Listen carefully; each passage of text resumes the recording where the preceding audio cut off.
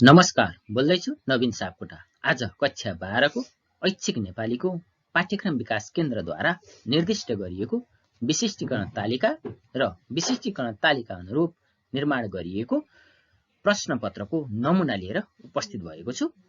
यस सामग्रीले विद्यार्थी भाइ बहिनीहरूलाई बोर्ड परीक्षामा कुन पाठबाट कस्ता कस्ता प्रश्नहरू कति नम्बरका आउँछन् भन्ने कुराको ज्ञान दिनेछ।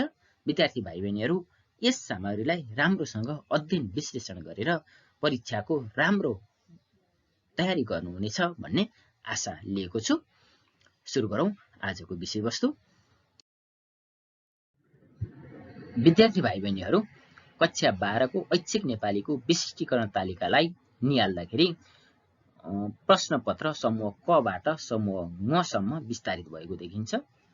समूह क मा पाठ्यवस्तुको बोधसँग सम्बन्धित रहेर कथा, कविता, निबन्ध र आत्मजीवनी विधाबाट छोटो उत्तर दिनुपर्ने एक-एकवटा प्रश्नहरू सोधिनेछ र ती प्रत्येक एक-एकवटा प्रश्नहरूमा क र ख गरेर दुईवटा प्रश्नहरू रहनेछन् र ती दुईवटै प्रश्नहरूको उत्तर दिनुपर्ने हुन्छ र एउटा प्रश्नको उत्तर दिए बापत अथवा क र ख मध्ये कुनै एउटाको उत्तर दिए बापत 2.5 प्राप्त हुन्छ र त्यो 2.5 मध्ये दुईवटै गर्यो भने 5 नम्बर र एउटा मात्रै गर्यो भने 2.5, अर्थात् क र ख रहनेछन् प्रत्येक प्रश्नमा र क र ख मध्ये दुईटै प्रश्नको उत्तर दिनुपर्ने हुन्छ र यसमा कथा, कविता, निबन्ध र आत्मजीवनी प्रत्येक विधाबाट, यी चारवटा प्रत्येक विधाबाट कथाको अंश दिन्छ,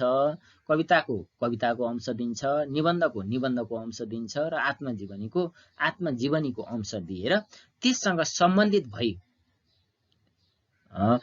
कथाको जस्तै कथावस्तु, पात्र, परिवेश, विचार पक्ष, उद्देश्य, भाव, शब्द शक्ति, रस, दृष्टिबिन्दु, शीर्षक सार्थकता, भाषिक संरचना मध्ये कुनै दुई प्रश्न सोध्ने र छोटो उत्तर लेख्न लगाउने। त्यस्तै कविताको पनि कविताको अंश दिने र कविताको अंशबाट त्यो अंशसँग सम्बन्धित रहेर मूलभाव, लय विधान, शब्द शक्ति, शैली पक्ष, रस, अलङ्कार, छन्द मध्ये कुनै दुईवटा प्रश्न सोध्ने र त्यसको उत्तर दिन लगाउने खालको प्रश्नहरू रहनेछन् र निबन्धमा पनि निबन्धको पाठबाट कुनै अंश दिने र त्यो अंशसँग सम्बन्धित रहेर उद्देश्य, मूलभाव, विचार, परिवेश पक्ष, शीर्षक सार्थकता, प्रवृत्ति र भाषिक शैली शिल्प मध्ये कुनै दुईवटा प्रश्न सोध्ने र उत्तर दिन पर्ने खालको लगाउने खालका प्रश्नहरू सोध्नेछ। त्यस्तै आत्मजीवनीसँग सम्बन्धित रहेर पनि एउटा आत्मजीवनीको अंश दिने र त्यो अंशसँग रहेर सम्बन्धित भएर विषयवस्तु, प्रेरक सन्दर्भ, योगदान, जीवनवादी दृष्टिकोण, तत्कालीन सामाजिक जीवनको पहिचान मध्ये कुनै दुई प्रश्नहरू सोध्ने र त्यसको उत्तर लेख्न लगाउने टाइपका खालका प्रश्नहरू सोधिनेछ। जस्तो तलको कवितांश पढी सोधिएका प्रश्नहरूको उत्तर दिनुहोस् भन्ने खालको, अनि त्यस्तै तलको निबन्धांश पढी सोधिएका प्रश्नको उत्तर दिनुहोस्, अनि त्यस्तै तलको आत्मजीवनीको अंश पढी सोधिएका प्रश्नको उत्तर दिनुहोस् भन्ने खालका प्रश्नहरू यो समूह क सँग सम्बन्धित रहेर सोधिनेछन्। र अब समूह ख मा हेर्दाखेरि समूह ख मा साहित्य र इतिहाससँग सम्बन्धित प्रश्नहरू रहनेछन्। यो निर्धारित विधाका कालक्रम, मूल प्रवृत्ति र प्रतिनिधि संस्थासँग सम्बन्धित भएर प्रश्नहरू सोध्नेछ। जस्तै यसमा जम्मा 4वटा प्रश्नहरू हो, जम्मा 4वटा प्रश्नहरू सोध्नेछ र जम्मा उत्तर दिनुपर्ने प्रश्नको संख्या भनेको 3 रहनेछ। एउटा प्रश्नको उत्तर दिए बापत 5 नम्बर प्राप्त हुनेछ र यसमा 3वटा प्रश्नको 3 × 5 गरेर 15 नम्बर छुट्याइएको छ। यसमा नेपाली कथाको विकासक्रम, मूल प्रवृत्ति र स्रष्टासँग सम्बन्धित रहेर प्रश्न सोध्न सक्नेछ। नेपाली कविताको विकासक्रम, मूल प्रवृत्ति अनि उपन्यासको नेपाली साहित्यका विधाहरू जस्तै नेपाली कथा, कविता, उपन्यास, गीत गजल, नेपाली नाटक, नेपाली निबन्ध र नेपाली समालोचनाका विकासक्रमसँग सम्बन्धित रहेर प्रश्नहरू सोध्नेछ। यसमा तिनीहरूको प्रवृत्ति जस्तै यससँग सम्बन्धित भएर कस्ता खालका प्रश्नहरू सोध्ने छ त भन्दा आधुनिक नेपाली कथाको यथार्थवादी धाराका प्रमुख विशेषताहरू उल्लेख गर्नुहोस् भन्ने खालका प्रश्नहरू, जस्तै नेपाली कविताको आधुनिक कालको परिष्कारवादी धाराको मुख्य प्रवृत्तिहरू लेख्नुहोस् भन्ने खालका प्रश्नहरू यसमा पर्न सक्नेछन्। यसमा हाम्रो पाठ्यक्रमले निर्धारित गरेका साहित्यको इतिहास, कथा, कविता, उपन्यास, निबन्ध, नाटक, समालोचना, खण्डकाव्यको परिचय, विकासक्रमसँग सम्बन्धित भएर प्रश्नहरू सोध्नेछ र यसमा जम्मा 3 प्रश्नको उत्तर दिनुपर्नेछ है। अब समूह गमा कुनै प्रश्नको सपर्सँग व्याख्या वा भाव विस्तार गर्ने खालका प्रश्नहरू रहनेछन्। यसमा कथा, निबन्ध, नाटक, कविता र खण्डकाव्य विधाबाट सपर्सँग व्याख्या वा भाव विस्तार दुईटै पर्न सक्नेछन्। कहिले सपर्सँग व्याख्या, कहिले भाव विस्तार। भाव विस्तार मात्रै पनि आउन सक्ने भयो, सपर्सँग व्याख्या मात्रै पनि आउनु पर्ने भयो। यसमा 3वटा प्रश्न सोध्ने भयो र 2वटा प्रश्नको उत्तर दिनुपर्ने भयो। एउटा प्रश्नको उत्तर दिए बापत जम्मा 5 अङ्क प्राप्त हुन्छ र 2वटा प्रश्न बापत 10 अङ्क। र यसमा कथा, कविता, निबन्ध, नाटक, उपन्यास विधाबाट पाठगत कुनै 3वटा उद्धरण दिने र 2वटा उद्धरणको सपर्सँग व्याख्या वा भाव विस्तार गर्न लगाउने खालका प्रश्नहरू सोधिनेछ है।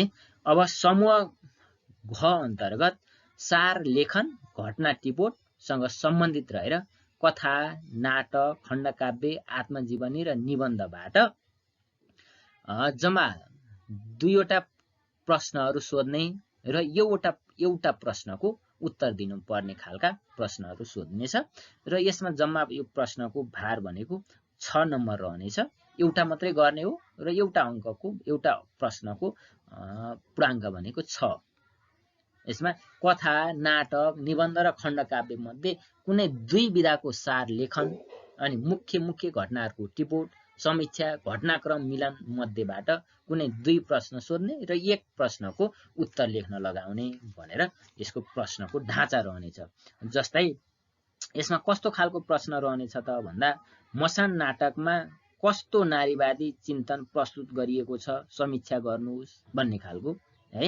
अनि त्यस्तै तलको दोस्रो बाटो कथाको घटनाक्रमलाई मूल कथाका आधारमा क्रम मिलाएर लेख्नुहोस् भनेर त्यहाँ कथाका चाहिँ घटनाक्रमहरू तलमाथि गरेर दिएको हुन सक्छ।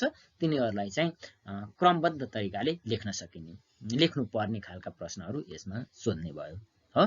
अनि आत्मजीवनीका पनि त्यहाँ चाहिँ विभिन्न घटनाक्रमहरू हुन सक्छन्। ती घटनाक्रमहरूलाई मिलाउने, त्यससँग सम्बन्धित चाहिँ सारहरू लेख्ने, मूल भाग, मुख्य घटनाहरू लेख्नुपर्ने खालका प्रश्नहरू यसमा सोधिनेछ। यसमा जम्मा 2वटा प्रश्न सोध्छ र 1वटा प्रश्नको उत्तर दिनुपर्ने हुन्छ है। अब अन्तिम छ यसमा समूह ङ अन्तर्गत। समूह ङमा समीक्षात्मक प्रश्नको उत्तर दिनुपर्ने समीक्षात्मक उत्तर हो यो। यसमा कथा, कविता, निबन्ध, नाटक र खण्डकाव्यसँग सम्बन्धित भएर यसमा सोध्ने भयो। यसमा आत्मजीवनी पर्ने भएन है। हामीसँग भएको आत्मजीवनी विधा पनि छ। यसमा कथा, कविता, निबन्ध, नाटक र खण्डकाव्य। यसमा फेरि साहित्यको इतिहास पनि पर्ने भएन। यो चाहिँ हामीलाई छुट्याइदियो। कथा विधा, कविता विधा, निबन्ध विधा, नाटक र खण्डकाव्यबाट मात्रै सोध्ने भयो। यसमा जम्मा 4वटा प्रश्नहरू सोध्ने भयो र चाहिँ 3वटा प्रश्नको उत्तर दिनुपर्ने भयो। एउटा प्रश्नको उत्तर लेखे बापत 8 अङ्क प्राप्त हुनेछ। र यसमा कथा, कविता, निबन्ध, नाटक र खण्डकाव्य विधा मध्ये विषयवस्तु, सन्देश, पात्र विधान, परिवेश, रस, अलङ्कार, छन्द, शब्द शक्ति, भाषा शैली, द्वन्द्व, शीर्षक सार्थकता, दृष्टिबिन्दु, लय विधान मध्येबाट कुनै 4वटा प्रश्न सोध्ने र 3वटा प्रश्नको उत्तर दिनुपर्ने खालका प्रश्नहरू यसमा सोधिने भयो। यो चाहिँ खास गरी विशेषीकरण तालिकाको ढाँचा भयो। अब हामी चाहिँ नमुना प्रश्नपत्रलाई हेर्नेछौँ।